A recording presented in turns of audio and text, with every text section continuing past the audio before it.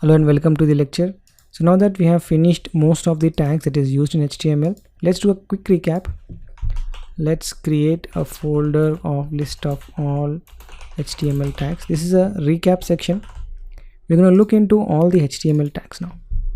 Okay, so this is the file will be available in your material folder, so go ahead and open that file.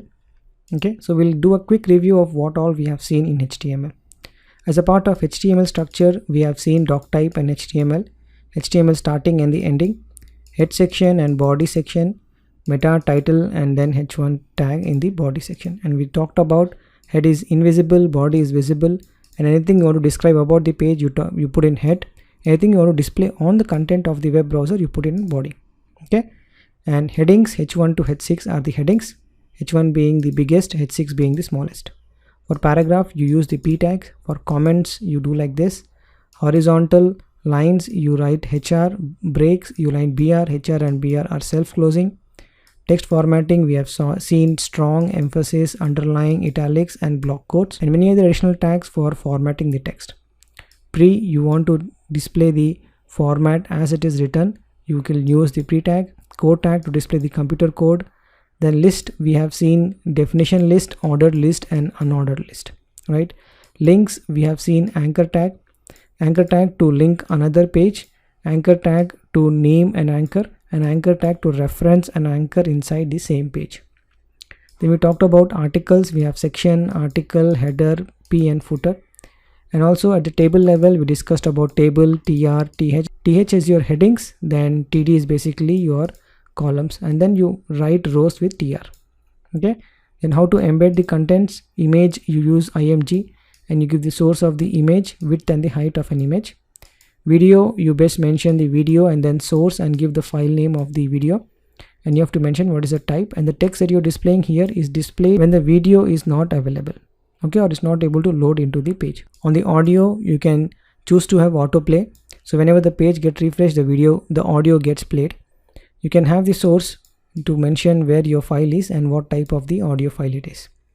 In terms of form, you have to write form, and then we saw about methods like get and post. We also saw the action is used to go to that page when submit button is executed. Okay, and then we talked about labels, input, different type of inputs type, right? Email and numbers and so many types, password. We have talked about all those things in the form section. Then div is basically a container to hold collection of elements. Even the span, we have also seen the difference between div and span.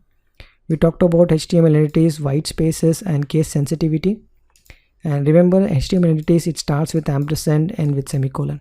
Okay, something like ampersand amp and ampersand lt semicolon and gt semicolon. So if you see the less than symbol and greater than symbol here, the way I'm able to print a tag is basically with the HTML entities. So if you look at the page source, you will find all the entities is been used to print those tags. Okay, then we talked about iframes. Iframes is used to link up multiple pages into one page. You can use iframe and the source is basically a page or a YouTube video. Okay, you can name the content frame.